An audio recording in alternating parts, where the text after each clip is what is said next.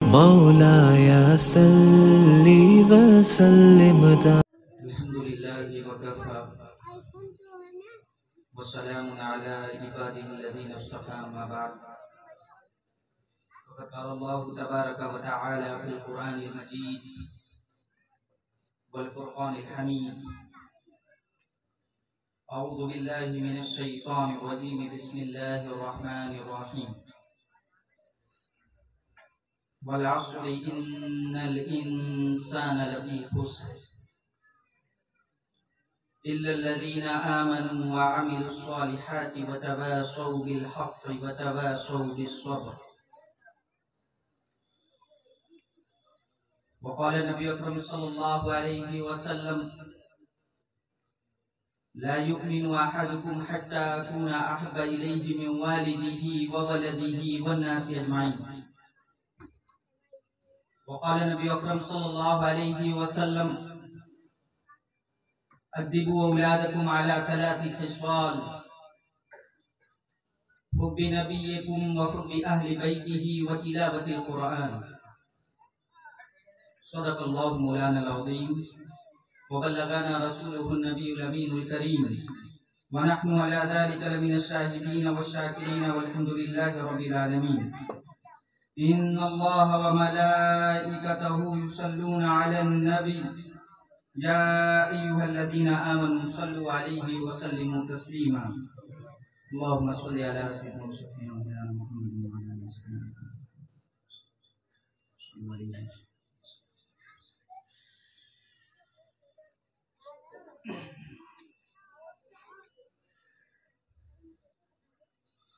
صدر جلسہ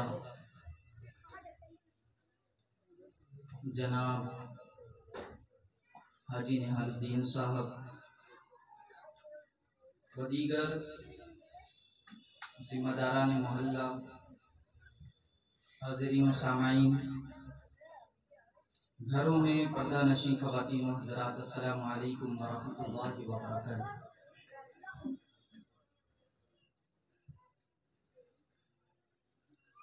کچھ عرض و معروض سے قبل چند باتیں عرض کرنا چاہتا ہوں کہ کسی بھی محفل، کسی بھی جلسے کا جب انعقاد کیا جاتا ہے تو اس انعقاد کا کوئی نہ کوئی مقصد ہوتا ہے، اور اس مقصد کے تحت آپ تمامی حضرات جمع ہیں۔ لہذا جلسے میں جب بھی آیا جائے تو اس کے آداب کو ملحوظ خاطر رکھا جائے۔ جلسے میں آنے کے کچھ ایٹیکیٹس ہوتے ہیں، کچھ آداب ہوتے ہیں، اور وہ آداب یہ ہیں کہ جب آپ کسی جلسے میں شرکت کریں تو آپ باوضو ہو کر کے، ہر شخص باوضو ہو کر کے آئے اور اس نیت کے ساتھ آئے کہ جو کچھ سنا جائے گا اس پر عمل کیا جائے گا، اور ہماری زبانیں جتنی دیر ہم جلسے میں ہوں، ہماری زبانوں پر سبحان اللہ، ماشاء اللہ، اللہ اکبر اور کلمے، یہ ہماری زبانوں کا ورد ہو، اور ساتھ ہی ساتھ جب جلسے میں آئیں تو یہ خیال رکھتے ہوئے آئیں کہ ہماری فجر قضا نہ ہو۔ اگر فجر قضا ہونے کا ڈر اور امکان ہے تو پھر آپ جلسے سے ابھی رخصت ہو جائیے اور جا کر نیند لیجیے، چونکہ ضروری ہے۔ تو یہ جلسے کے آداب تھے جو میں نے عرض کر دیا کہ ہر شخص کو باوضو ہونا چاہیے۔ میں تنظیم کو مبارکباد پیش کرنا چاہتا ہوں، غلامان رسول کو، کہ آپ نے بڑی اچھی محفل کا انعقاد کیا، اور میں مبارکباد دینا چاہتا ہوں کہ اللہ کی توفیق کے بغیر کوئی ذرہ بھی نہیں ملتا، لا تتحرک ذرۃ الا باذن اللہ، اللہ کے حکم کے بغیر ایک ذرہ بھی نہیں ملتا، تو اللہ نے یہ توفیق آپ کو بخشی، اس لیے میں آپ کو مبارکبادی پیش کرنا چاہتا ہوں۔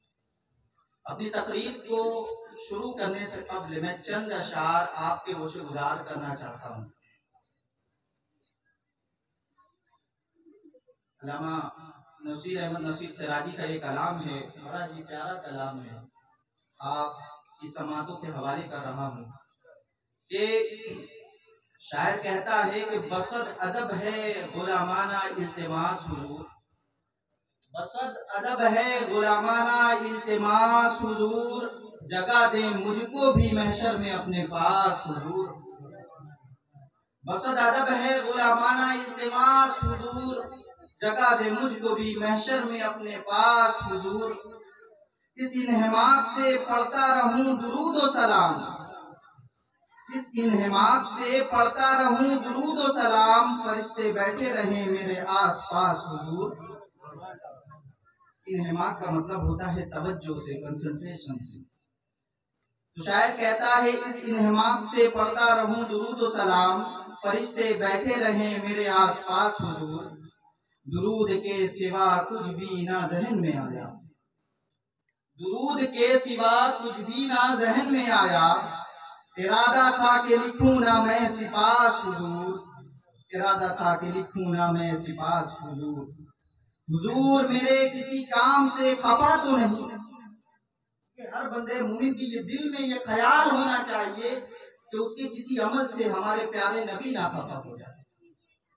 تو شاعر کہتا ہے کہ حضور میرے کسی کام سے خفا تو نہیں، یہ سوچ سوچ کے رہتا ہے دل اداس حضور، یہ سوچ سوچ کے رہتا ہے دل اداس حضور، پہنچ سکا نہ مگر منزل کفے پا تک، اگرچہ خوب اڑا طائر قیاس حضور، اگرچہ خوب اڑا طائر قیاس حضور۔ اس شعر کی تھوڑی سی تشریح کر دیتا ہوں کہ منزل کفے پا کا مطلب ہوتا ہے کہ پاؤں سے لگی جانے والی جگہ، جو آپ کے تالو سے مس ہوئی جگہ ہوتی ہے۔ تو شاعر کہتا ہے پہنچ سکا نہ مگر منزل کفے پا تک، حضور صلی اللہ علیہ وسلم کی، آپ صلی اللہ علیہ وسلم کا پاؤں مبارک جس سرزمین پہ پڑا وہ مدینہ المنورہ کی سرزمین، جس کی طرف شاعر اشارہ کر رہا ہے کہ پہنچ سکا نہ مگر منزل کفے پا تک، اگرچہ خوب اڑا طائر قیاس حضور۔ قیاس کہتے ہیں سمجھ کو، عقل کو، اور طائر کہتے ہیں پرندے کو۔ جو لوگ مدینہ المنورہ میں جنہیں یہ سعادت ابھی نصیب نہیں ہوئی ہے کہ وہ مدینہ المنورہ میں جائیں، ہم دعا کرتے ہیں کہ اللہ تمام لوگوں کو مدینہ المنورہ میں بلا لے۔ تو جو لوگ نہیں جا چکے ہوتے ہیں وہ ہر لمحہ خیال میں رہتے ہیں کہ کاش حضور بھی ہمیں بلا لیں، اور مدینہ المنورہ کی جو تصاویر، جو ویژول ہم اپنی آنکھوں سے دیکھتے ہیں، اس کا خیال بار بار لاتے ہیں دماغ میں۔ یہ جو لانا ہے نا، اسی کی طرف شاعر اشارہ کر رہا ہے کہ پہنچ سکا نہ مگر منزل کفے پا تک، اگرچہ خوب اڑا طائر قیاس حضور، اگرچہ خوب اڑا طائر قیاس حضور۔ میں گھاٹ گھاٹ پھرا پھر بھی تشنا لب لوٹا، میں گھاٹ گھاٹ پھرا پھر بھی تشنا لب لوٹا، مٹے گی آپ کے پنگھٹ سے میری پیاس حضور، مٹے گی آپ کے پنگھٹ سے میری پیاس حضور۔ کسی عمل نہ کسی رابطے نے ساتھ دیا، کسی عمل نہ کسی رابطے نے ساتھ دیا، اب آپ کے در الطاف سے ہے آس حضور، اب آپ کے در الطاف سے ہے آس حضور۔ میں پورے ہوش میں کلمہ شریف پڑھتا ہوں، میں پورے ہوش میں کلمہ شریف پڑھتا ہوں، بوقت نزا نہ گم ہو میرے حواس حضور، بوقت نزا نہ گم ہو میرے حواس حضور۔ بغیر آپ کے ایمان کا وجود نہیں، بغیر آپ کے ایمان کا وجود نہیں، حقیقتاً میرے ایمان کی ہیں اساس حضور، حقیقتاً میرے ایمان کی ہیں اساس حضور۔ اللہ کے رسول صلی اللہ علیہ وسلم نے ارشاد فرمایا لا یؤمن احدکم حتی اکون احب الیہ من والدہ وولدہ والناس اجمعین، تم میں سے کوئی بھی شخص اس وقت تک ایمان والا نہیں ہو سکتا جب تک کہ میں اس کے نزدیک اس کے والدین سے بڑھ کر کے، اس کی اولاد سے بڑھ کر کے محبوب نہ ہو جاؤں، حتیٰ کہ سارے لوگوں سے بڑھ کر کے محبوب نہ ہو جاؤں۔ شاعر کہتا ہے بغیر آپ کے ایمان کا وجود نہیں، حقیقتاً میرے ایمان کی ہیں اساس حضور۔ تمہارے عفو کا پردہ ہو میرے عیبوں پر، تمہارے عفو کا پردہ ہو میرے عیبوں پر، تمہارا لطف کرم ہو میرا لباس حضور، تمہارا لطف و کرم ہو میرا لباس حضور۔ مقطع سماعت فرمائیں کہ نصیر پر بھی ہو آقا ردائے لا خوف، لا خوف کا مطلب ہوتا ہے ڈر، نہ کوئی ڈر نہ ہو۔ نصیر پر بھی ہو آقا ردائے لا خوف، بروز حشر رہے یہ بھی بے ہراس رسول، بروز حشر رہے یہ بھی بے ہراس حضور۔ بسد ادب ہے غلامانہ التماس حضور، جگہ دے مجھ کو بھی محشر میں اپنے پاس حضور۔ حاضرین محترم، ایک مرتبہ پھر سے رسول اور آل رسول کی بارگاہ میں ہدیۃً تحفۃً درود و سلام کا نذرانہ عقیدت پیش کریں۔ اللہم صلی علی سیدنا محمد۔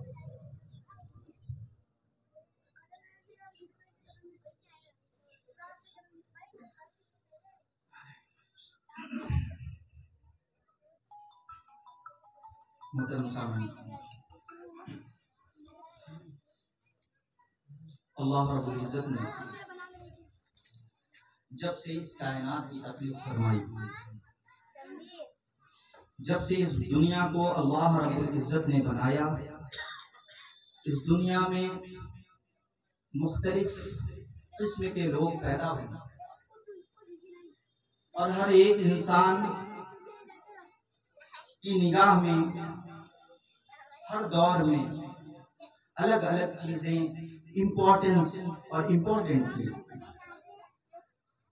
کسی کی نگاہ میں مال و دولت کی بڑی امپورٹنٹ ہے، کسی کی نگاہ میں زیور سونے چاندی کی بڑی اہمیت ہے، کسی کی نگاہ میں پراپرٹیز جائیداد مال و زر کی بڑی اہمیت ہے۔ ایک بچے سے پوچھا جائے کہ اے بیٹے تم کو سب سے زیادہ کیا چیز پسند ہے، تمہاری نگاہ میں سب سے زیادہ قیمتی شے کیا ہے، تو وہ کہے گا میری نگاہ میں سب سے قیمتی شے کھلونا ہے، ٹوائز ہے۔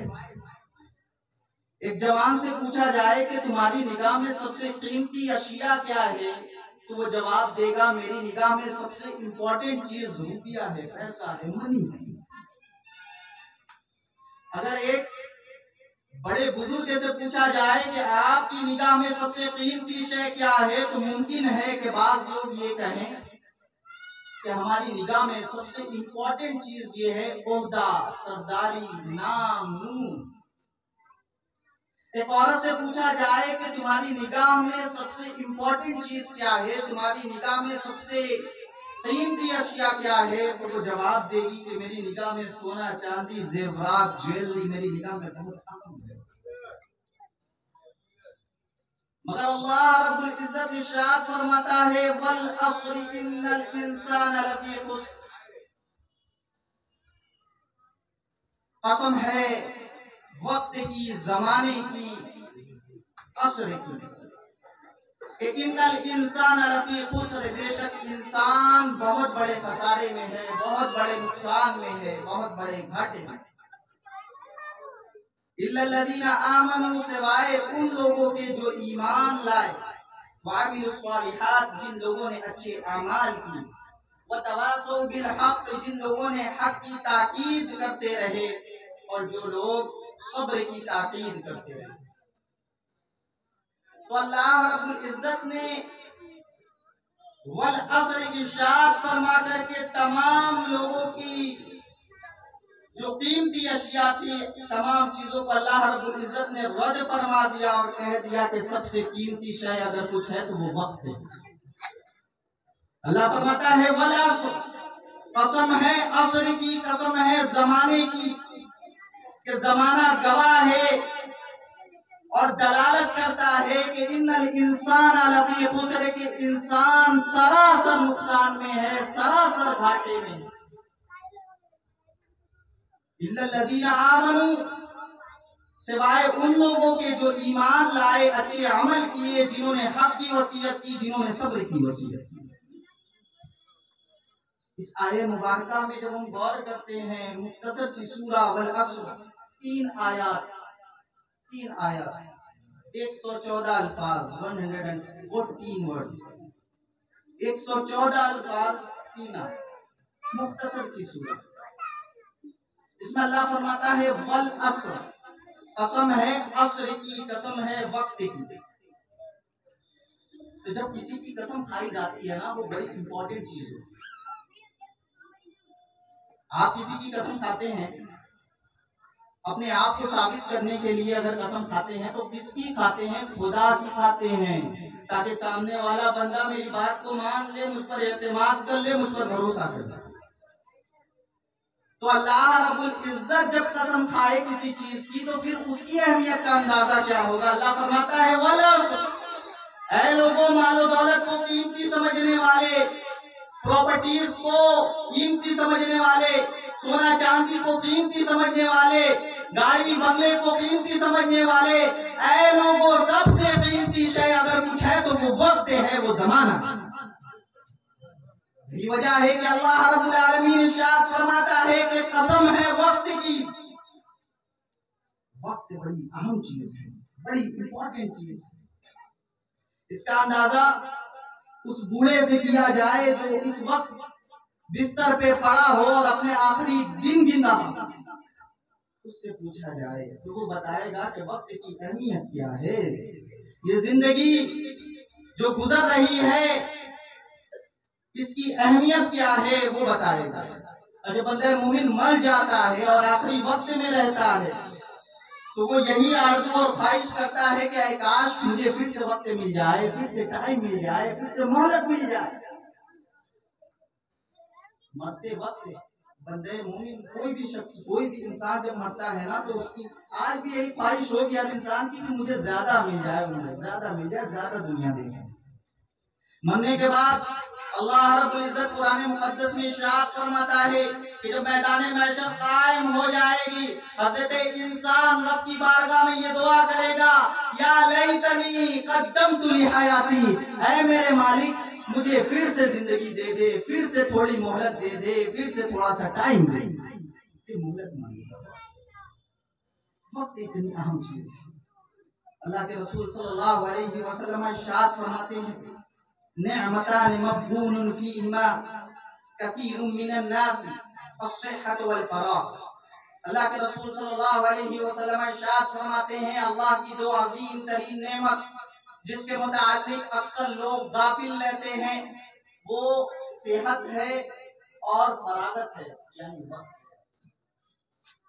جب تک تندرستی ہوتی ہے انسان کو اس کا خیال نہیں ہوتا ہے، لاپرواہ ہوتا ہے۔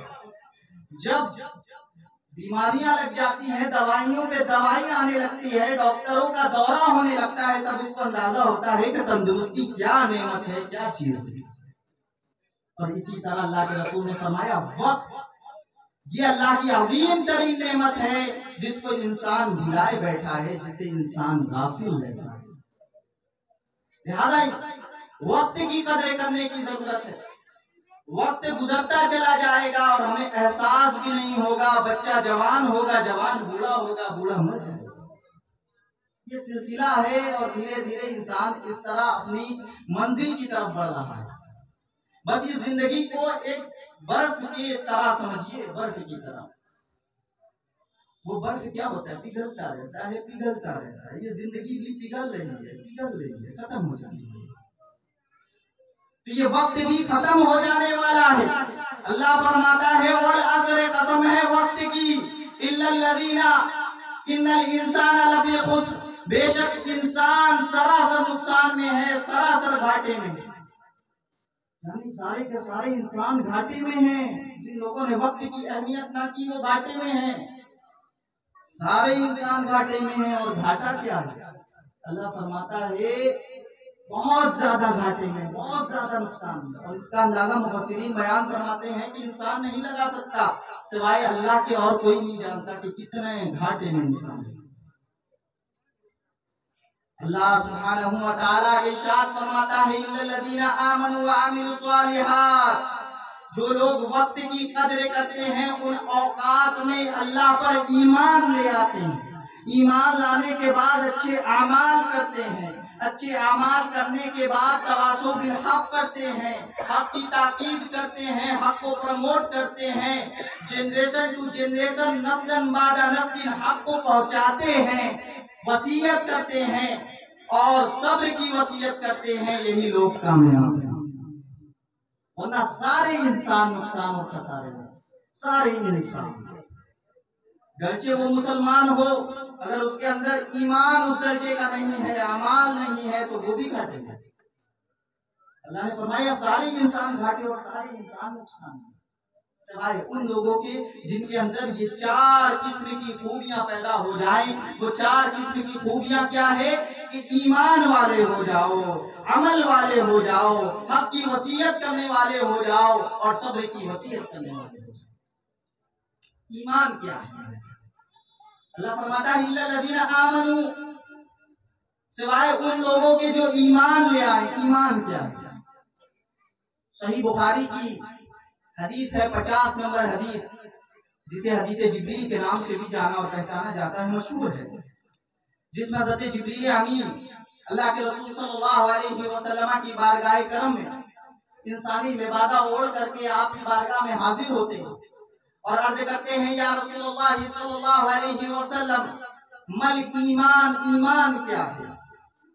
اللہ کے رسول صلی اللہ علیہ وسلم ارشاد فرماتے ہیں، ان تؤمن باللہ وملائکتہ وکتبہ ورسلہ والیوم الآخر والقدر خیرہ وشرہ من اللہ تعالی والبعث بعد الموت، جسے ہم ایمان مفصل کہتے ہیں اور پڑھتے ہیں۔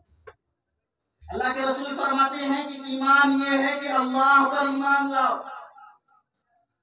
ان تؤمن باللہ، اللہ پر ایمان لاؤ، اس کے فرشتوں پر ایمان لاؤ، اس کی کتابوں پر ایمان لاؤ، اس کے رسولوں پر ایمان لاؤ، اور قیامت کے دن پر ایمان لاؤ، تقدیر کے اچھے ہونے پر اور تقدیر کے برے ہونے پر ایمان لاؤ، اور مرنے کے بعد دوبارہ زندہ اٹھائے جانے پر ایمان لاؤ۔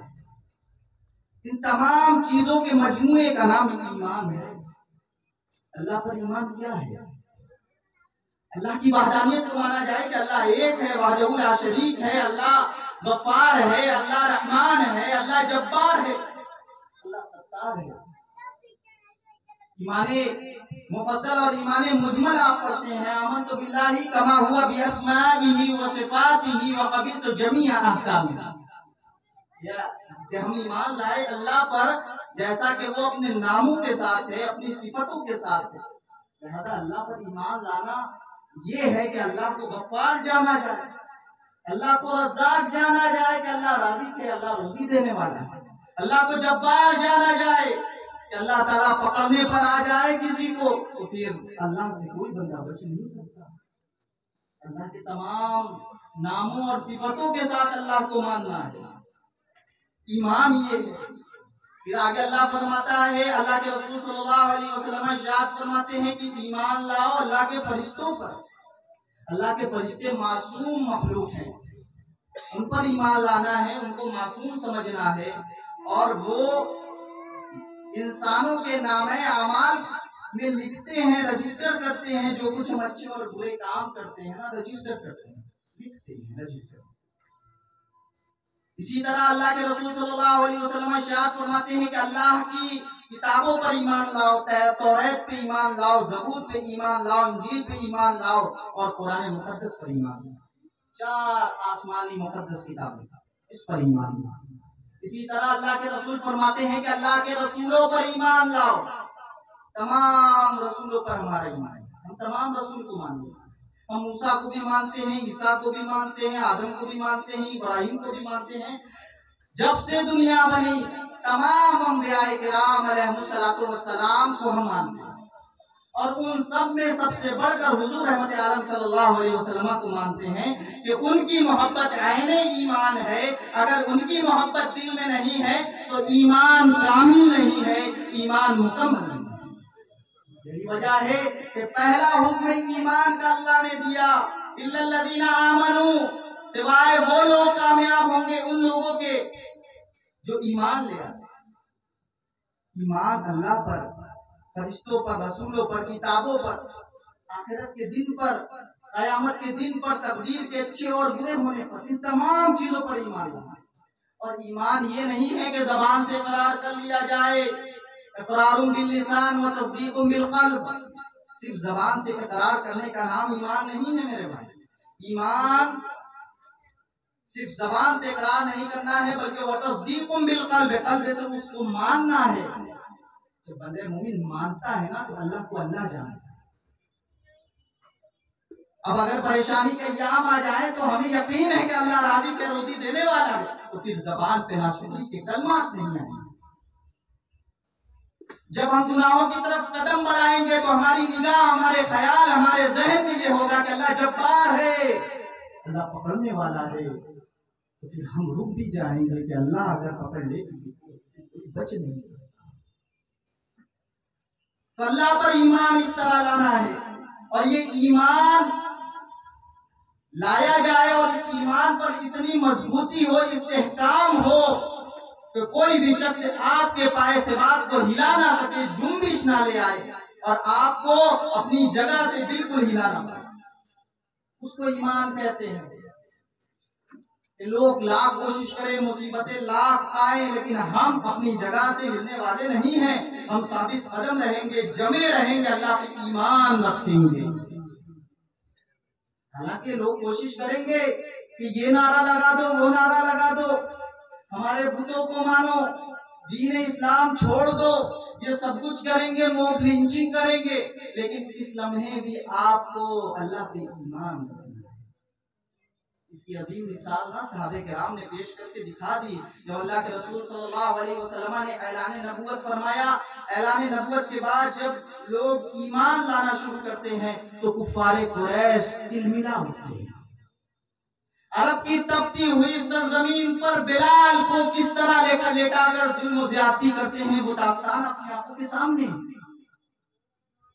دوپہر کا وقت ہے، تپتی ہوئی ریت ہے، اس ریت پر بلال کے کپڑوں کو اتار دیا جاتا ہے اور اتار کر بلال کو تپتی ہوئی ریت پر لٹا دیا جاتا ہے۔ لٹانے کے بعد بھاری بھرکم پتھر ان کے سینوں پر رکھ دیا جاتا ہے اور کہا جاتا ہے بلال،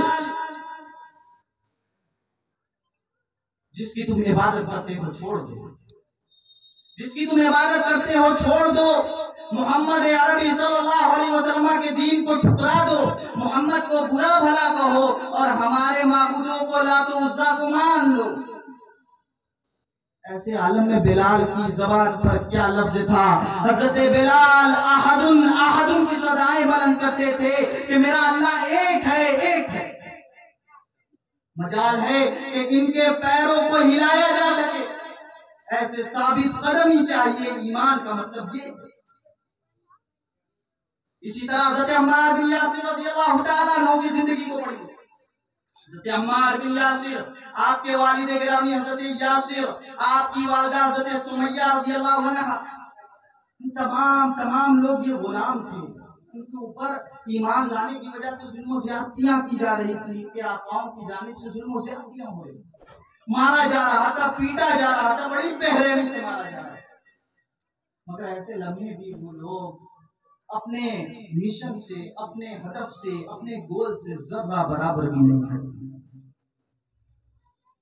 اور یہی وجہ ہے کہ آپ دیکھیں گے حضرت عمار بن یاسر رضی اللہ عنہ کی والدہ محترمہ کسی ظلم و زیادتی میں آپ شہید بھی ہو جاتی ہیں اور اسلام کی پہلی شہیدہ کہلاتی ہیں حضرت سمیہ رضی اللہ عنہ۔ اور آپ کے پرائیویٹ پارٹ پر حملہ کیا جاتا ہے کفار کی جانب سے اور آپ شہید ہو جاتے ہیں، شہیدہ ہو، پہلی شہیدہ۔ تو یہ ایمان تھا، کہ ایمان یہ ہے کہ اللہ پر ایمان لایا جائے، رسول پر ایمان لایا جائے، تو پھر ہمارے اعمال بھی گواہی دے کہ ہم اللہ پر ایمان رکھتے ہیں، ہمیں کوئی اپنی جگہ سے ہلا نہ سکے۔ اگر ہم سے نعرے لگوائے جانے کوشش کی جا رہی ہے تو ہماری زبان پہ وہ کلمہ نہیں آئے گا، بلکہ ہماری زبان پہ اللہ اللہ کا کلمہ آئے گا کہ اللہ ایک ہے، اللہ ایک ہے۔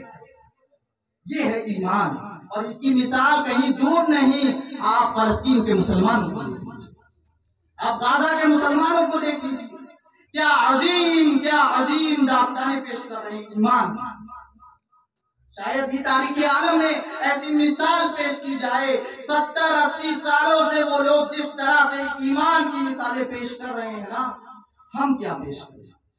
ان کے گھروں کو مسمار کیا جا رہا ہے، ان پہ بارودوں سے حملہ کیا جا رہا ہے، ان کو اوپر ایئر اسٹرائکس کی جا رہی ہے، بچوں کو مارا جا رہا ہے، یتیم بنایا جا رہا ہے، بیوائیں عورتیں ہیں، مردوں کو مارا جا رہا ہے، ہاسپٹلوں پر بمباری کی جا رہی ہے، اسکولوں کو ڈھایا جا رہا ہے، ان کا جینا محال کر دیا ہے، الیکٹریسٹی کاٹ دی گئی، پانی بند کر دیا گیا۔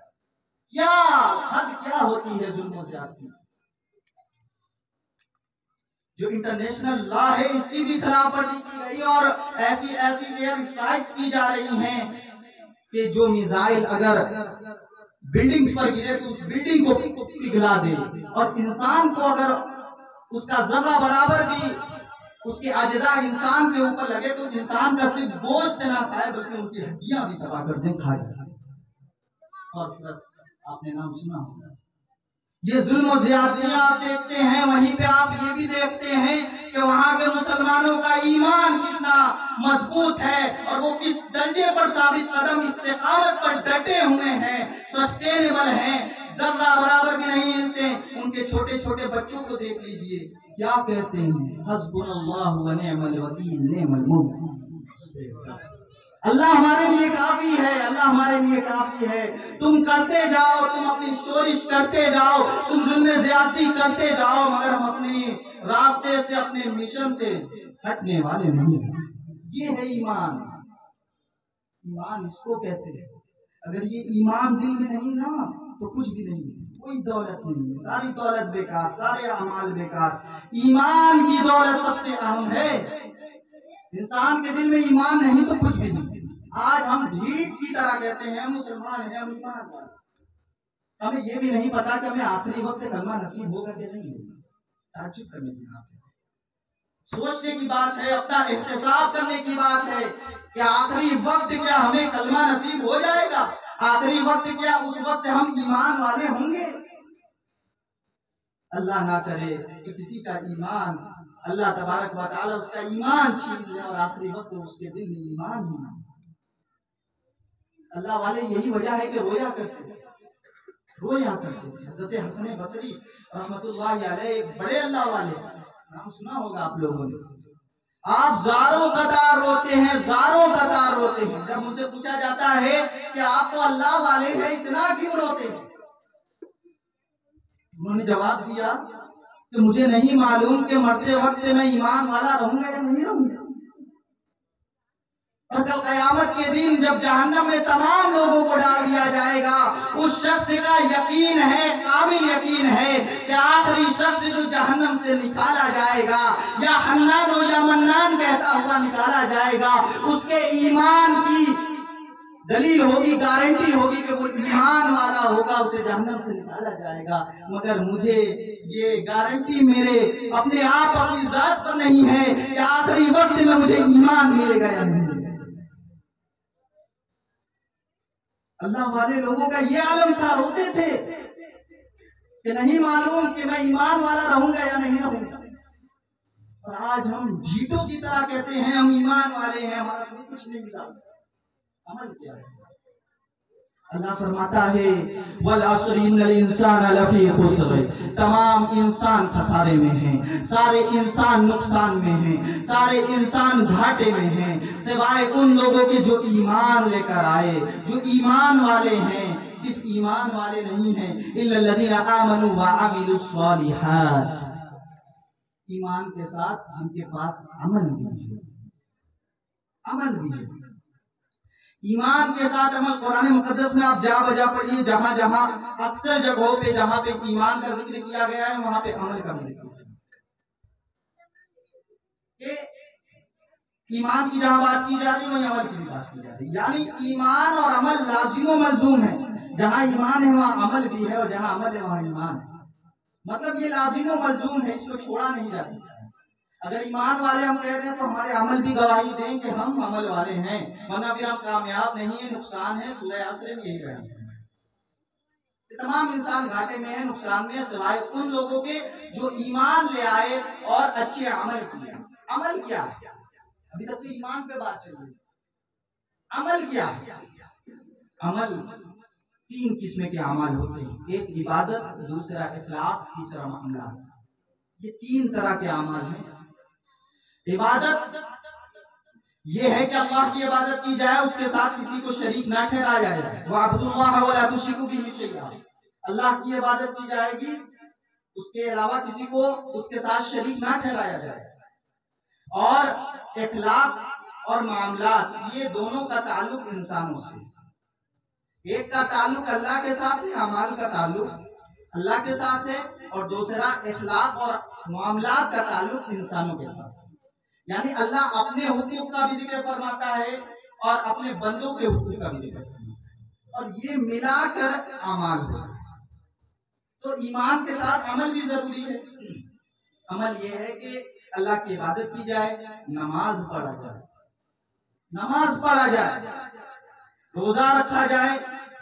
رمضان المبارک کا جب مہینہ آئے تو روزہ رکھا جائے، حج کے ایام آئے تو حج کیا جائے اگر وہاں تک جانے کی استطاعت ہے، اور اگر مالک نصاب ہے تو زکوٰۃ دی جائے. یہ کیا ہے؟ اللہ کے حقوق ہیں. اور اللہ رب العزت نے قرآن مقدس میں دوسری جگہ ارشاد فرمایا ہے وَاعْبُدُوا اللَّهَ وَلَا تُشْرِكُوا بِهِ شَيْئًا وَبِالْوَالِدَيْنِ إِحْسَانًا وَبِذِي الْقُرْبَى وَالْيَتَامَى وَالْمَسَاكِينِ وَالْجَارِ ذِي الْقُرْبَى وَالْجَارِ الْجُنُبِ وَالصَّاحِبِ مِنَ الْجَنبِ وَابْنِ السَّبِيلِ.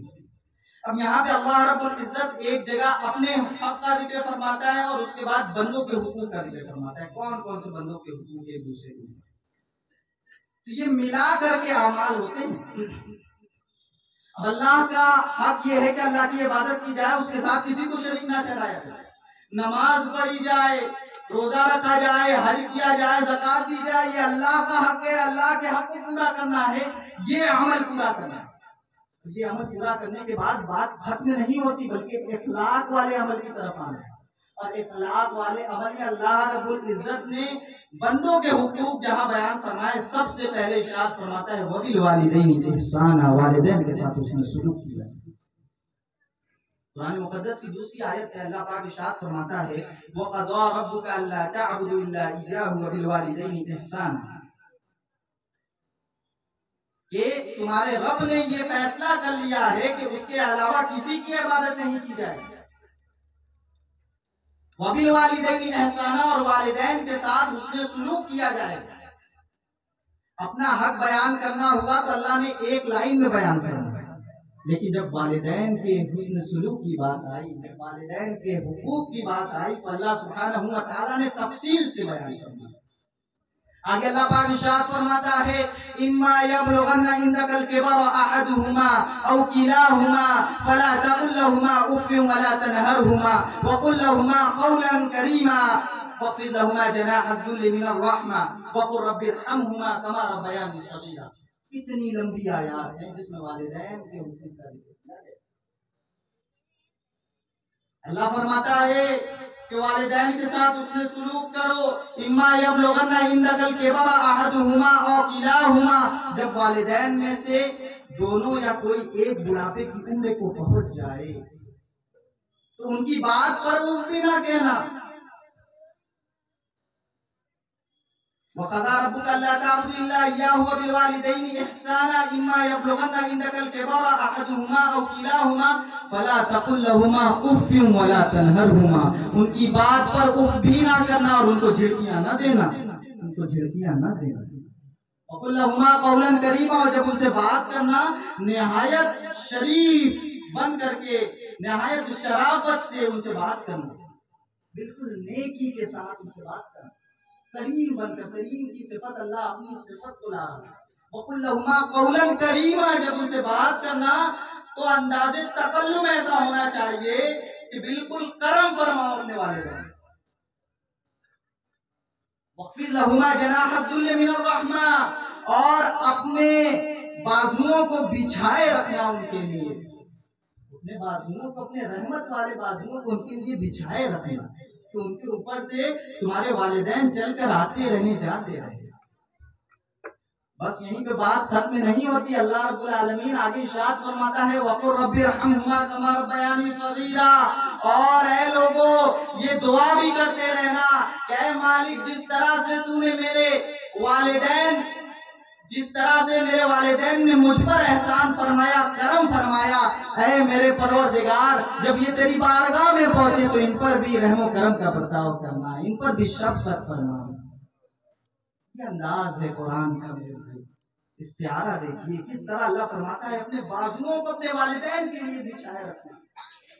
ہائے ہائے ہائے کیا انداز ہے، اور تفصیل سے اللہ رب العزت ارشاد فرماتا ہے یہ والدین کے حقوق، ہم والدین کے حقوق کس طرح ادا کرتے ہیں۔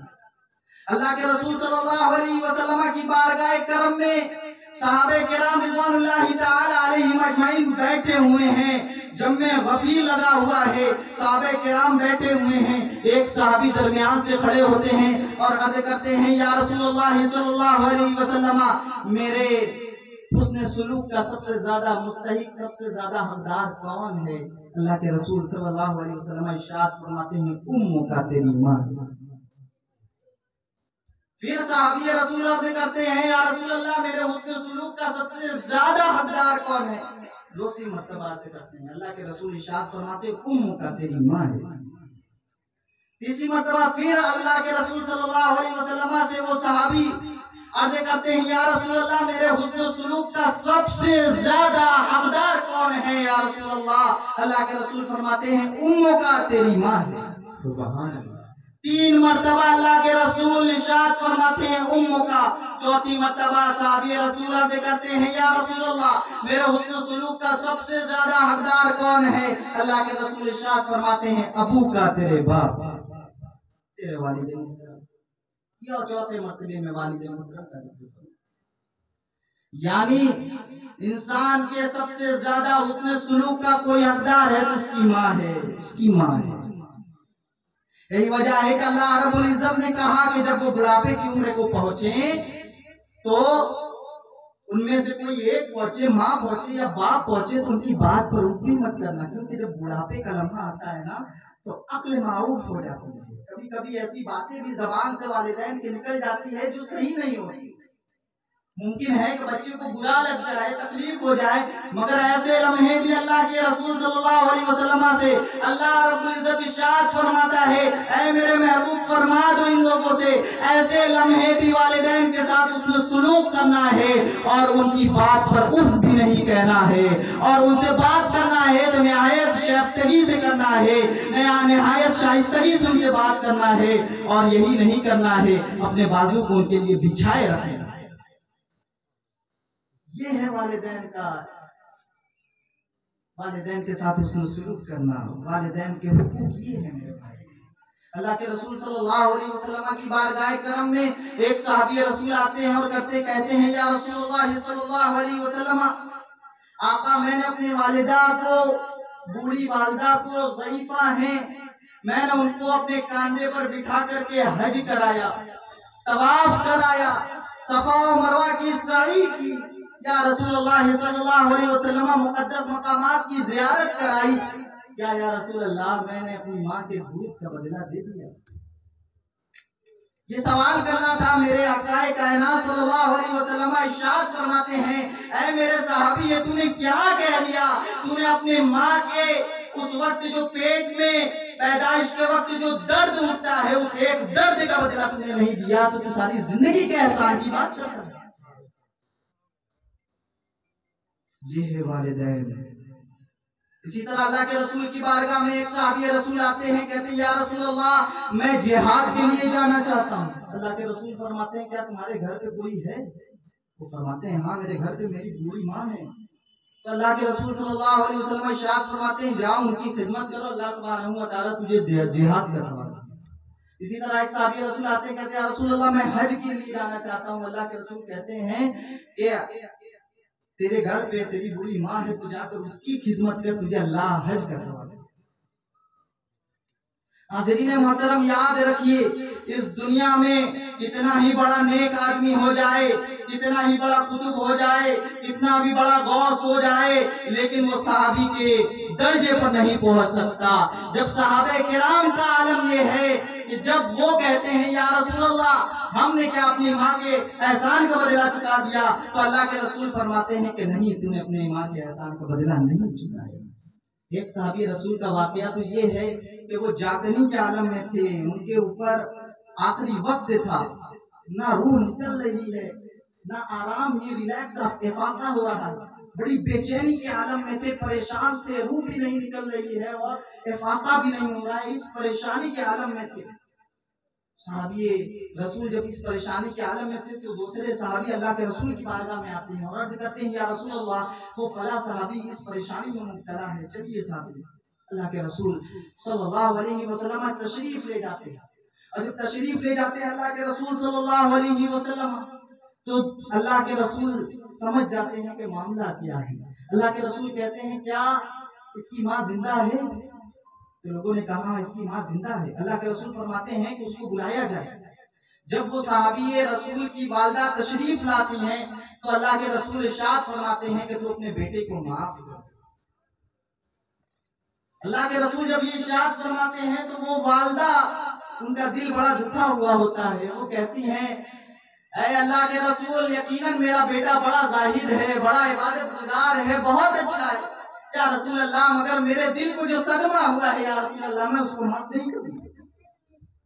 یہ کہنا تھا اللہ کے رسول صلی اللہ علیہ وسلم حکم دیتے ہیں اے میرے صحابیوں لکڑیوں کو اکٹھا کرو اور آگ لگا دو اور اس صحابی رسول کو اس میں ڈال دو۔ اب وہ ماں بے چین ہو جاتی ہے کہ میرے جگر کے ٹکڑے کو آگ میں یا رسول اللہ ڈال دیں گے۔ جب یہ بات اللہ کے رسول ارشاد فرماتے ہیں تو وہ صحابیہ اللہ کے رسول صلی اللہ علیہ وسلم کی بات سن کر کے تڑپ جاتی ہیں اور کہتی ہیں یا رسول اللہ ایسا نہ کیجیے، ایسا نہ کیجیے۔ اللہ کے رسول فرماتے ہیں اگر تو اسے معاف نہیں کرے گی اپنے بیٹے کو تو اللہ رب العزت اسے جہنم کی آگ میں ڈال دے گا۔ وقت کا کتنا ہی بڑا قطب ہو جائے، غوث ہو جائے، ابدال ہو جائے، اللہ والا ہو جائے، مگر صحابہ کرام کے درجے پر نہیں پہنچ سکتا۔ مگر جب حقوق والدین کی بات آ جائے تو صحابہ کرام بھی اس معاملے میں بچنے والے نہیں ہیں، تو ہم اور والدین کے ساتھ اس میں سلوک کیا جائے۔ اس لمحے کو یاد کیا جائے کہ جب بچہ اپنے ماں کے پیٹ میں ہوتا ہے 9 مہینے تک وہ ماں کس درد اور کس تکلیف میں برداشت کرتی ہے تمام چیزوں کو۔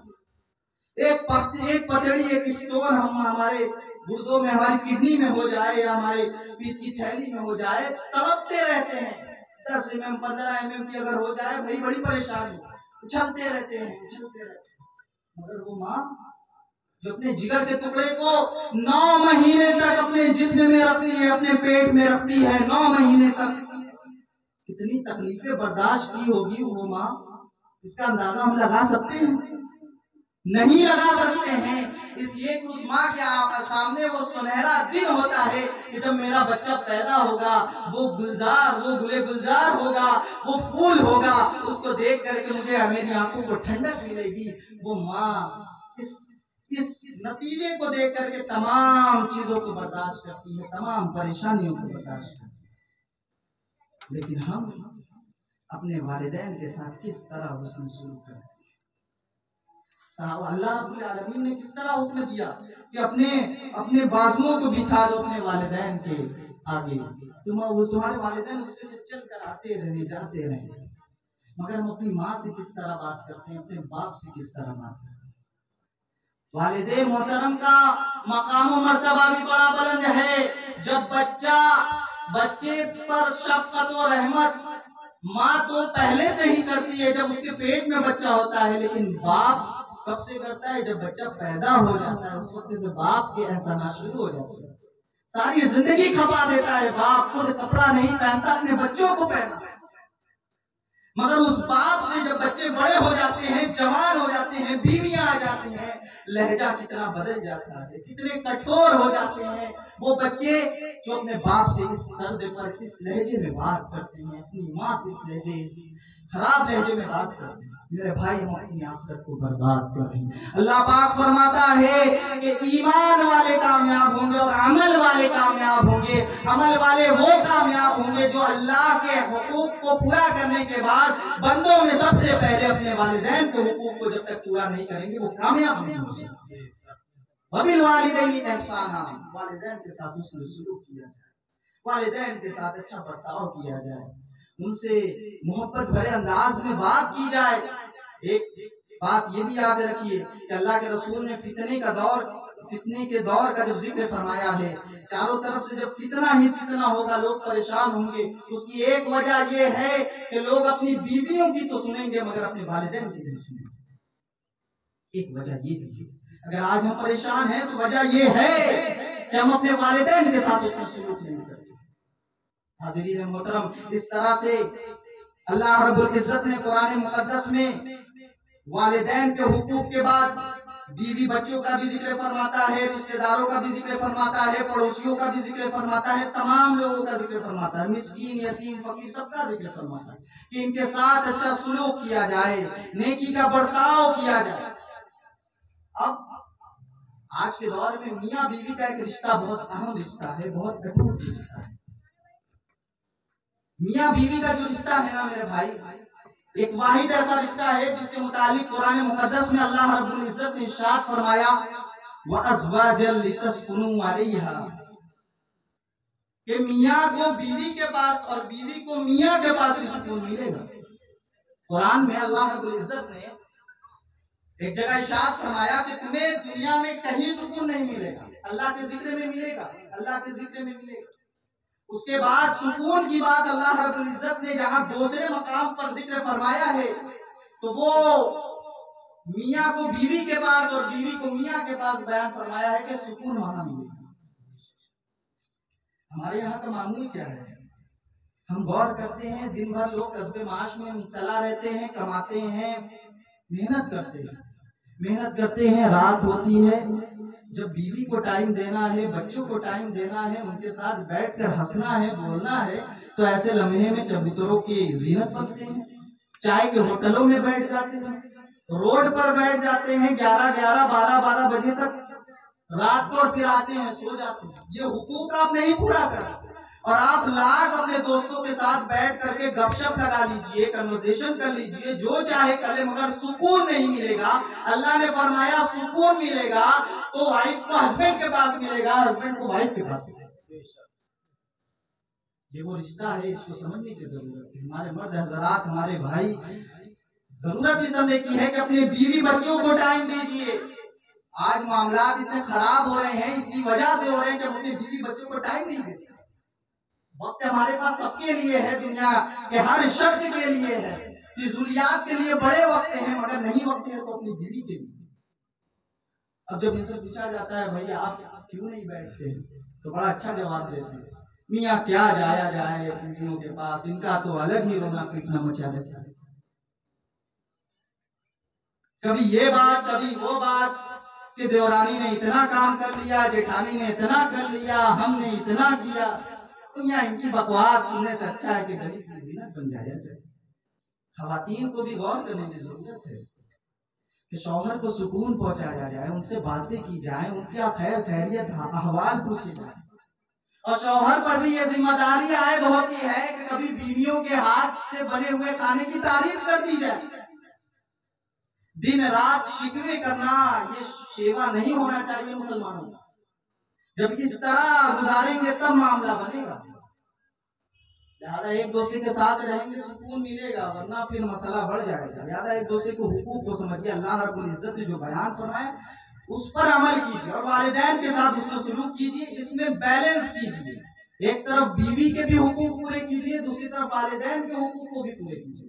کچھ بھی ہو جائے والدین سے سربراہی مت کیجیے، معاملات رکھیے، یہ میرا اتنا معاملہ ہے، ایسا معاملہ ہے، لیکن الفاظ میں سختی نہیں آنی چاہیے، برا بھلا نہ کہا جائے، اور وہیں دوسری طرف اپنی بیویوں کو بھی سمجھایا جائے۔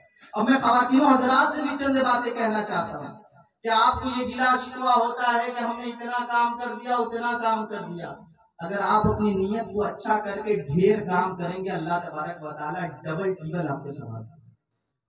آپ جو گھر کا کام کرتی ہیں معمولی کام نہیں ہے، کھانا بنانا، لوگوں کو کھلانا، بچوں کو بڑا کرنا، یہ وہ کام ہے، یہ وہ تربیت ہے۔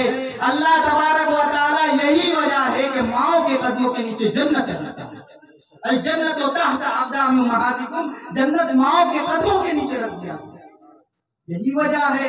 لہذا یہ مت کہیں کہ ہم نے کام کیا یا ہم نے بہت کام کیا، بلکہ آپ بڑھ چڑھ کر حصہ لیں، جتنا زیادہ کریں گی اتنا زیادہ آپ کو اللہ تبارک و تعالیٰ نیکی دے گا۔ یہ نیت بنا کر کے کریں، اور جب یہ نیت بنا کر کے کریں گی تو زبان بھی آپ کی صحیح رہے گی، ورنہ پھر کیا ہوگا، کھانا بنانے جاتی ہیں، ان کو گالی، ان کو گالی، ان کو برا، ان کو بھلا۔ ایسی صورت میں آپ غصے کے عالم میں کھانا بنائیں گے، اللہ والے بیان فرماتے ہیں کہ اس کی تاثیر کھانے میں جاتی ہے، اور وہ کھانا جو اینگر کے حالت میں، غصے کے حالت میں بنایا ہوا کھانا، وہ جب بچے کھاتے ہیں تو نافرمان پیدا ہوتے ہیں۔ مسلمان خواتین کا انداز یہ تھا، ان کی روایت یہ تھی کہ کھانے کے عالم میں جب کھانا پکاتی تھی تو درود ان کی زبان پہ ہوتا تھا، کلمہ ان کی زبان پہ ہوتا تھا، اور اللہ کے رسول پہ درود و سلام بھیج کر کے کھانا بناتی تھی۔ اللہ تعالیٰ ان کی اس عمل سے نہ یہ کہ صرف کھانے میں برکت ڈالتا تھا، بلکہ جو کھانا اولاد کھاتی تھی وہ اولاد بھی فرمانبردار بنا دیتا تھا۔ سبحان اللہ، سبحان اللہ، سبحان اللہ۔ تو یہ معمول بنانا پڑے گا، یہ انداز بنانا پڑے گا، یہ طریقہ کار بنانا پڑے گا، اللہ کھانے میں بھی برکت ڈالے گا۔ جب بندہ مومن، جب مومنہ کھانا بنانے سے پہلے بسم اللہ پڑھے گی، کھانا بنائے گی، اور جب اس کو چمچ سے، اسپون سے کڑھائی میں چلائے گی، درود پڑھتی ہوئی چلائے گی، تو اس کی تاثیر کیا ہوگی میرے بھائی؟ اس پر چھوٹی چھوٹی چیزوں پر ہم غور نہیں کرتے، ہمارے یہاں کی عورتیں غور نہیں کرتی، مگر اس پر غور کرنے کی ضرورت ہے۔ جب ہم اس پر غور کریں گے تب جا کر کے بات بنے گی۔ وہیں ہمارا شیوا غیبت کا ہے، چگلی کا ہے، جھوٹ کا ہے۔ میرے بھائی، اللہ رب العزت ارشاد فرماتا ہے اِلَّا الَّذِينَ آمَنُوا وَعَمِلُوا الصَّالِحَاتِ، سوائے وہ لوگ جو ایمان لائے اور اچھے عمل کیے، وہی لوگ کامیاب ہوں گے۔ اور اچھے عمل میں یہ ہے کہ جھوٹ نہ بولایا جائے، غیبت نہ کی جائے، چگلی نہ کی جائے۔ یہ معاملہ صرف خواتین نہیں کرتی ہیں، ہمارے یہاں مرد حضرات بھی کرتے ہیں۔ بیٹھ جاتے ہیں بھائی پان کھلا کر کے، معذرت کے ساتھ مجھے معاف کیجیے گا، بیٹھ جاتے ہیں، ان کی کہانی ان کی کہانی، یہ بات وہ بات۔ غیبت کیا ہے معلوم ہے آپ کو؟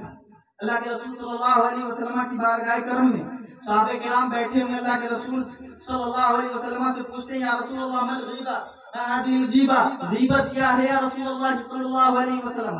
اللہ کے رسول صلی اللہ علیہ وسلم ارشاد فرماتے ہیں، ذکرک اخاک بما یکرہہ، غیبت یہ ہے کہ تم اپنے بھائی کا ذکر کرو اس کے پیٹھ پیچھے، اور ایسا ذکر کرو جس کو وہ ناپسند کرتا ہے۔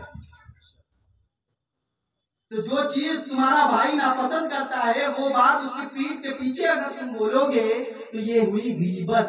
اب صحابہ کرام کہتے ہیں، یا رسول اللہ اگر وہ عیب اس کے اندر موجود ہے تو پھر کہنے میں کیا مسئلہ ہے، تو پھر کہہ دیا جائے۔ اللہ کے رسول فرماتے ہیں، اگر وہ عیب اس کے اندر موجود ہے اور تم ایسا کرتے ہو تو یہ غیبت ہے، اور اگر وہ عیب اس شخص کے اندر موجود نہیں ہے تو یہ غیبت نہیں بلکہ الزام ہے۔ اس سے بھی بڑھ کر علماء یہاں تک لکھتے ہیں، کسی پر جھوٹا الزام لگا دیا جائے کسی چیز کے متعلق بھی، اور وہ بندہ واقعی میں ایسا نہ ہو تو وہ چیزیں پلٹتی ہیں، اور بندہ مومن اور وہ شخص سے مرنے سے پہلے وہ چیز دیکھتا ہے، لہذا اس کا خاص خیال کیا جائے۔ خواتین بھی جو بیٹھتی ہیں، ان کی برائی کبیرہ گناہ ہے، میری بہنیں، میری مائیں، کبیرہ گناہ ہے، اور میرے بھائی بزرگوں کبیرہ گناہ ہے۔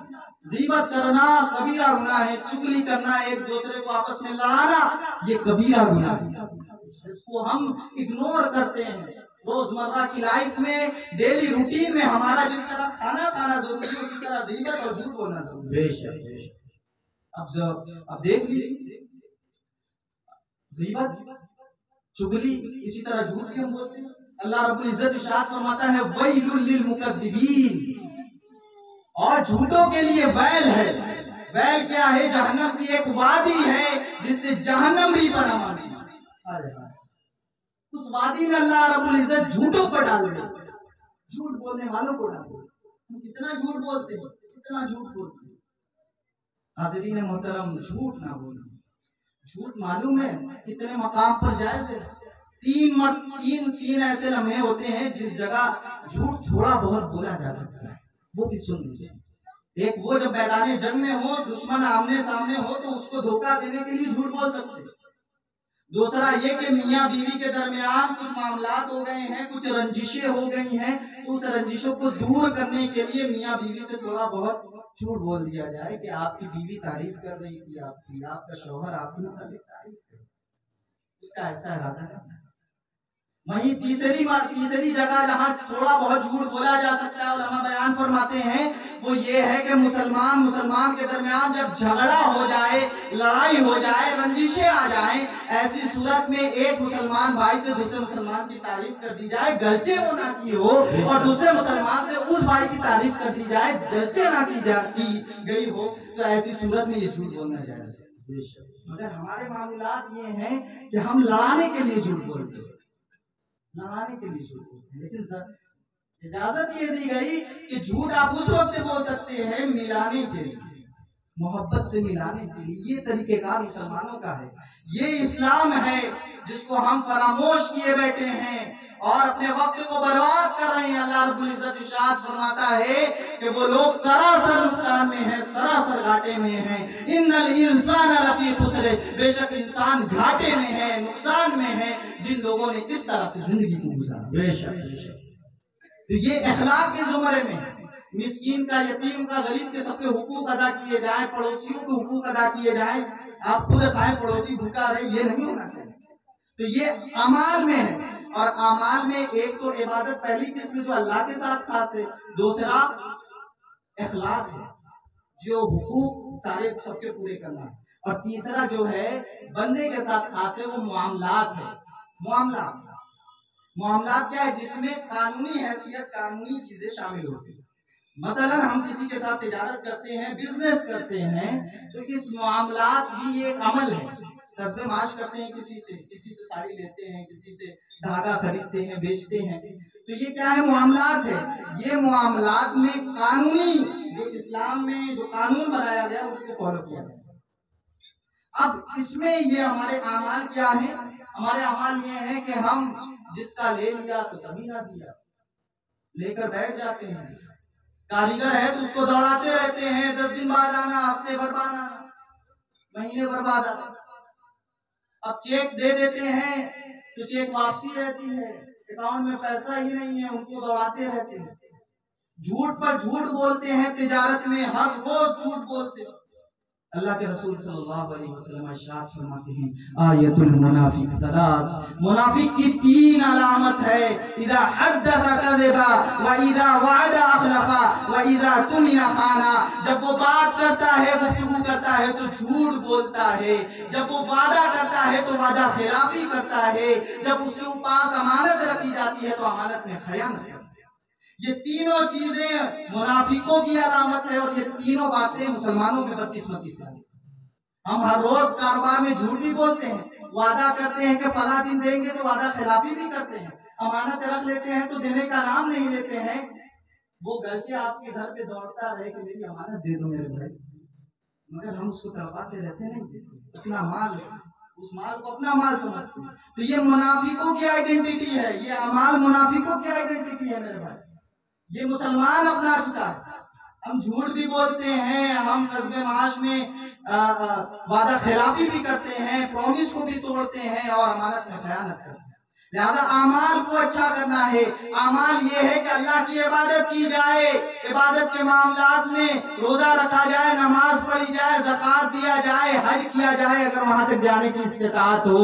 بندے کے ساتھ جو معاملات ہے، اخلاق مندی کا معاملہ، اور ساتھ ہی ساتھ کاروباری جو معاملہ ہے اس کو صاف کیا جائے، اس پر اچھے اعمال اپنائے جائیں، یعنی سچ بولا جائے، جھوٹ سے پرہیز کیا جائے، اور غیبت چغلی سے بچا جائے۔ ان تمام چیزوں کے مجموعے کا نام اعمال ہے۔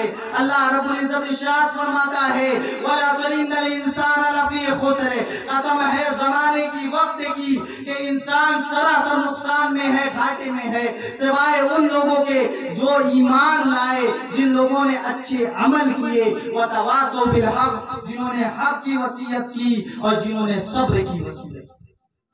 اب آپ کو معلوم چل گیا کہ ایمان کیا ہے، اب آپ کو معلوم چل گیا عمل کیا ہے۔ ہمارا کام یہ ہے کہ اپنے اندر ایمان بھی پیدا کرنا ہے اور اپنے اندر عمل بھی پیدا کرنا ہے۔ جب یہ 2 چیزیں ہو جاتی ہیں تو بندہ کمال کے درجے پر پہنچ جاتا ہے، لیکن اس کی تکمیل نہیں ہوتی، وہ مکمل اس درجے کا نہیں ہوتا، ابھی وہ بس کمال کے درجے پر پہنچا ہے، ایمان اور اعمال کی بنیاد پر کمال کے درجے پر پہنچا ہے۔ تکمیل کب ہوگی؟ تکمیل اس وقت ہوگی جب بندہ مومن اس اچھائی کو، اس نیکی کو اپنی نسلوں میں ٹرانسفر کرے. وَتَوَاصَوْا بِالْحَقِّ وَتَوَاصَوْا بِالصَّبْرِ. لہذا صبر کی وصیت کی جائے اور حق کی وصیت کی جائے. تو اس لیے ہمیں یہ بھی کرنا ہے کہ اپنے بچوں کے اندر ٹرانسفر کیا جائے، حق بات ٹرانسفر کی جائے. ایمان لے آئے، عمل اچھا کرنے لگے، بچوں کو اسی طرح چھوڑ نہیں دینا ہے. اللہ کے رسول صلی اللہ علیہ وسلم نے 3 نہج بتلائے ہیں بچوں کی پرورش کرنے کو. پرورش یہ کرنا ہے کہ اس کو اپنے حب نبی کی محبت سکھلائیں اور نبی کی آل کی محبت سکھلائیں، قرآن مجید کی تلاوت سکھلائیں. یہ 3 نہج پر بچوں کی تربیت کریں اور ساتھ ہی ساتھ بچوں کی ان 3 نہج پر تربیت کرنا ہے اور ان کو حق بات بتانا ہے. اللہ ایک ہے، ایمان کے متعلق بتانا ہے.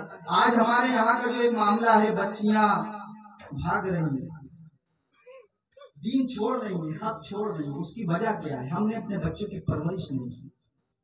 جس طرح دھیان دینا چاہیے نہیں دیتے. کیا صرف اتنی ذمہ داری ہے کہ بچوں کو اسکول میں بٹھا دیا جائے اور اس کے بعد چھوڑ دیا جائے ان کے آوارہ گردی کریں؟ آج موبائل فون بھی انہیں دے چکے ہیں، لیکن چیکنگ ان کی کرتے ہیں. ان کی ہسٹری چیک کیجئے ذرا، کیا کیا کرتے ہیں موبائل فون میں. وہ باہر جاتے ہیں، اسکول کالجز جاتے ہیں تو وہ کہاں سے ہوتے ہوئے جاتے ہیں، ذرا ان کا پیچھا بھی کبھی کبھی کیا کریں. گھر پہ آئے تو انہیں اللہ کے بارے میں بتائیں کہ اللہ ایک ہے. رضا کہ ان مسلمان بچوں کو بھی آپ نے دیکھا ہے، چھوٹے چھوٹے ننھے بچے اپنے دوسرے بھائی کو کلمہ پڑھا جو آخری سانسیں لیتے. ان کو اللہ کا پتہ ہے کہ اللہ کون ہے. ایک ہم ہیں کہ ہماری نسلوں کو اللہ کا پتہ نہیں ہے اور دین چھوڑنے کے لیے چند ٹکے کی محبت میں دین چھوڑنے کے لیے ہم راضی ہو جاتے ہیں.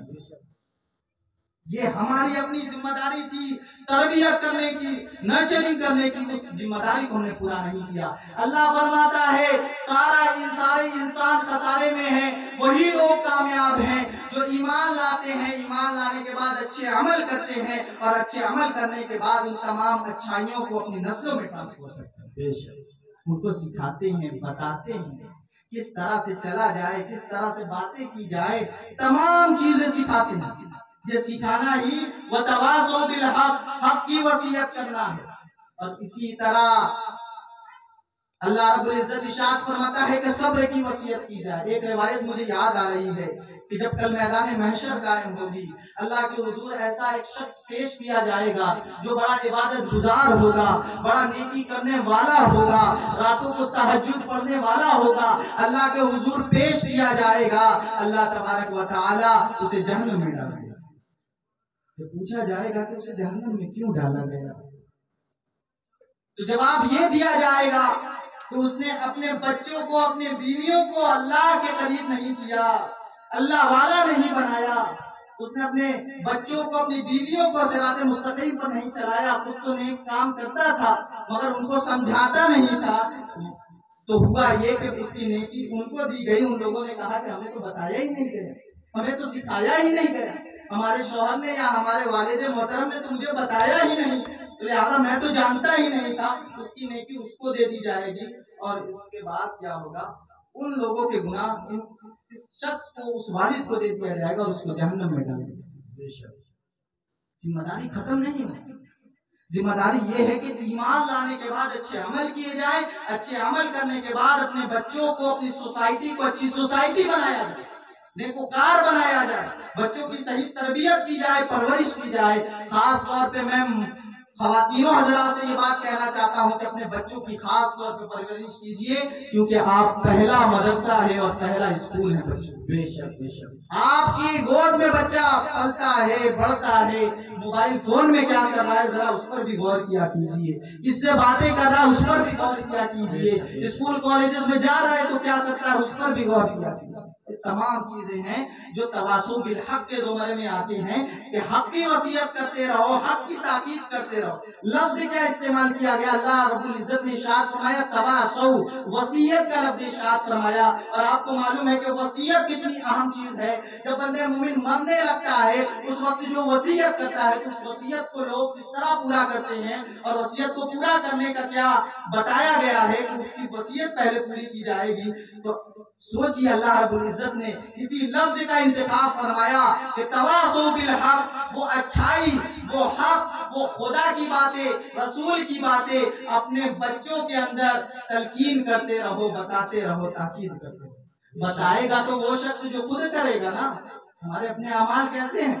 بچہ تو باپ کو دیکھ کر کے سیکھتا ہے نا، اس کا ہیرو، اس کا آئیڈیل باپ ہوتا ہے بچپن میں۔ اب باپ ہی نماز نہ پڑھے، باپ ہی قرآن نہ پڑھے تو وہ کیا پڑھے گا؟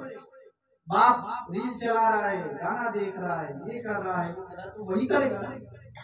ایسا طور طریقہ بدلنے کی ضرورت ہے۔ اللہ رب العزت ارشاد فرماتا ہے کہ وَتَوَاصَوْا بِالْحَقِّ وَتَوَاصَوْا بِالصَّبْرِ، حق کی وصیت کرتے رہیے اور ساتھ ہی ساتھ صبر کی وصیت کرتے رہیے۔ صبر کیا ہے؟ جب بندہ مومن صراط مستقیم پر چلتا ہے نا تو بڑی پریشانیاں آتی ہیں۔ بچوں کی تربیت کرتا ہے نا تو بڑی پریشانیاں آتی ہیں، کبھی خود بھوکا مرنے لگتا ہے۔ ان تمام صورتوں میں صبر کرنا بھی ہے اور صبر کرنا سکھلانا بھی ہے۔ اللہ فرماتا ہے یا ایھا الذین آمنوا استعینوا بالصبر والصلاۃ، اے ایمان والو اللہ کی مدد صبر کے ذریعے اور نماز کے ذریعے طلب کرو۔ اللہ رب العزت پہلے صبر کا ذکر فرماتا ہے۔ صبر کتنی اہم چیز ہے۔ صبر سیکھنا ہے تو میدان کرب و بلا میں چلے جاؤ۔ امام علی مقام کو دیکھو کہ کس طرح سے انہوں نے صبر کیا۔ حسین شہید کربلا نے کس طرح سے صبر کیا، اپنے بچوں کو قربان کیا اللہ کے لیے، اور خود بچوں کو وہ صبر کرنا بھی سکھلایا۔ اور یہی نہیں، امام علی مقام کے بعد آپ کی بہن حضرت زینب نے جس طرح سے صبر کی مثال پیش کی ہے وہ ہماری خواتین و حضرات کے لیے آئیڈیل ہے۔ لہذا صبر کرنا ہے۔ جب صراط مستقیم پر چلتے ہیں، سیدھے راستے پر چلتے ہیں، شیطان بھی بہکاتا ہے۔ موبائل فون پر کچھ چلاتے ہیں تو الٹی سیدھے چیزیں سامنے آتی ہیں، تو شیطان بھی حملہ کر رہا ہے، نفس سے بھی پریشان کر رہا ہے۔ ایسے لمحے میں صبر کرنا، اللہ رب العزت اس کا بڑا اجر ہے، اور یہی جہاد ہے، یہی جہاد ہے۔ آج اگر فلسطین مسلمانوں کی مدد کرنا ہے تو اس طرح مدد کیجئے کہ چیزوں کا جو وہاں کے بنائے ہوئے سامان ہیں ان کا استعمال نہ کیجئے، اس پر صبر کیجئے۔ یہ صبر کرنا ہے ہمیں۔ اب ہمارے یہاں شادیوں کا سیزن آ رہا ہے نا، دیکھیے گا کس طرح سے ہم اس کا استعمال کرتے ہیں۔ صبر کرنا ہے ہمیں۔ اللہ سبحانہ و تعالیٰ صبر کرنے والوں کے ساتھ ہے۔ فلسطین کے مسلمانوں کو دیکھو کہ کس طرح سے صبر کر رہے ہیں، بچے کس طرح صبر کر رہے ہیں، مائیں کس طرح صبر کر رہے ہیں۔ نہ کھانے کا اچھا نہ کھانا ہے، نہ پہننے کا کپڑا ہے، نہ رہنے کے لیے چھت بچی ہوئی ہے، مگر نماز کی پابندی ہے، اچھے اعمال ہیں، بچوں کو اللہ بتایا جا رہا ہے کہ اللہ کون ہے، اللہ پر ایمان کس طرح رکھا ہے، وہ سب کچھ بتایا جا رہا ہے اور صبر بھی بتایا جا رہا ہے۔ لہذا ہم مسلمانوں کو چاہیے کہ اپنے وقت کو ان کاموں میں لگائیں، وقت نہ برباد کریں۔ اللہ نے فرمایا والعصر، قسم ہے عصر کی، قسم ہے زمانے کی، قسم ہے وقت کی۔ لہذا جن لوگوں نے وقت کو برے کاموں میں برباد کر دیا وہ سراسر گھاٹے میں ہے۔ اللہ فرما رہا ہے ان الانسان لفی خسر۔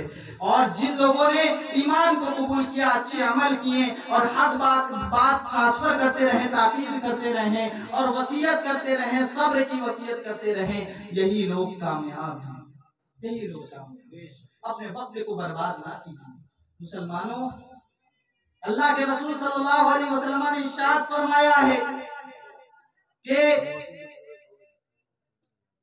مومن کی ایک اچھی خوبی یہ ہے اِنَّا مِنْ حُسْنِ اسلام المرء ترکہ ما لا یعنی، کہ ایک انسان کے بہترین مسلمان ہونے کی خوبی یہ ہے کہ وہ فضولیات کو چھوڑ دیتا ہے، وہ لا یعنی باتوں کو چھوڑ دیتا ہے، وہ فضول کاموں کو چھوڑ دیتا ہے۔ ہماری قوم سب سے زیادہ فضول کاموں میں مبتلا ہے، سب سے زیادہ۔ تمام وقت ہمارے پاس ہے، تمام وقت ہمارے پاس ہے، سب کچھ کرنے کے لیے ہمارے پاس وقت ہے۔ فضولیات، موبائل میں بیٹھ کر گیم کھیلیں گے، ریل چلائیں گے، یہ کریں گے، وہ کریں گے، یہ فضول ہے۔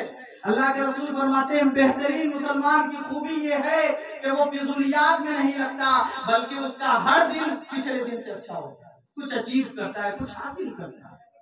لہذا ہمیں وقت کو برباد نہیں کرنا چاہیے، وقت کو یوٹیلائز کریے اور اپنے کوالٹی ٹائم کو اپنی فیملی کے ساتھ اسپینڈ کیجئے، گزاریے، فیملی کے ساتھ دیجئے اور اللہ کے ساتھ ایک وقت لگائیے جو رات کا اوقات ہوتا ہے، وقت ہوتا ہے، اور دن میں کام کیجئے اور پھر ایک حصہ اپنی فیملی اور اپنے بچوں اور اپنی عورتوں اور اپنی خواتینوں کو دیجئے۔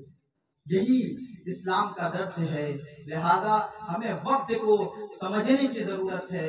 اس سرزمین بنارس اور ہندوستان میں ہم اقلیت میں ہیں نا، مائنورٹی میں، اقلیت میں ہے۔ ہمارا عالم یہ ہے، ہماری گلی کوچے میجورٹی میں جو لوگ ہیں، جو میجورٹی میں ہیں، جو اکثریت میں ہیں، ان کی گلی کوچے ان کی سوسائٹی میں چلے جائیں گے، اتنے فضول کام نہیں کرتے ہیں، بیٹھے نہیں رہتے جتنا ہمارے یہاں کے لوگ فضولیات کرتے ہیں۔ گلی گلی بھیڑ لگی رہتی ہے، یہ ہماری فضولیات ہے میرے بھائی۔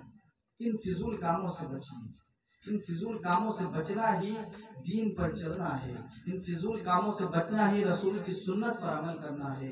رسول اللہ صلی اللہ علیہ وسلم نے ارشاد فرما دیا کہ بہترین مسلمان وہ ہے کہ جو لایانی کاموں سے بچتا ہے، فضولیات سے بچتا ہے۔ والعصر کا یہی پیغام ہے کہ ایمان لایا جائے، عمل کیا جائے، حق بات کی تلقین کی جائے، صبر کی تلقین کی جائے۔ یہ وہ سورہ ہے، مختصر سورہ، 3 آیات 114 ورڈز، یہ اتنی مختصر سورہ ہے مگر اس میں تمام قرآن کے علوم موجود ہیں۔ امام شافعی علیہ رحمہ کا قول یاد آ گیا کہ امام شافعی علیہ رحمہ فرماتے ہیں کہ لَوْ لَمْ يَنزِلْ غَيْرُ هَذِهِ السُّورَةِ، کہ اگر اس ایک سورت کے علاوہ قرآن کی دوسری آیات نہ بھی نازل ہوتی، دوسری آیات قرآن کی نہ بھی نازل ہوتی سورہ والعصر کے علاوہ، تو لطافت الناس یہ لوگوں کے لیے کافی ہوتی، لِأَنَّهَا شَمَلَتْ جَمِيعَ عُلُومِ القرآن، اس میں قرآن مقدس کے تمام علوم کو اکٹھا جمع کر دیا گیا، ساری باتیں بتا دی گئی۔ تو اب مسلمانوں بغیر مقصد کے زندگی نہ گزارو، مقصد ہونا چاہیے، اور وہ مقصد اللہ نے بتا دیا ہے۔ ہر مسلمان کا مقصد یہ ہے ایمان پر ثابت قدم ہو جاؤ، ایمان والے ہو جاؤ، عمل والے ہو جاؤ، اور تواصو بالحق کرو، حق کی بات بتاؤ اور تلقین کرو، اور صبر کی بات بتاؤ، صبر کی تلقین کرو۔ یہی مسلمانوں کا مقصد اور ہدف ہے، اسی پر اپنی زندگی کو گزار دو، دنیا میں بھی کامیاب ہو جاؤ گے، آخرت میں بھی کامیاب ہو جاؤ گے۔ دعا ہے کہ اللہ سبحانہ وتعالی ہم سب کو نیک اور ایک بنائے، وقت کا پابند بنائے، فضولیات سے بچنے کی توفیق عطا فرمائے۔ وآخر دعوانا الحمدللہ رب العالمین۔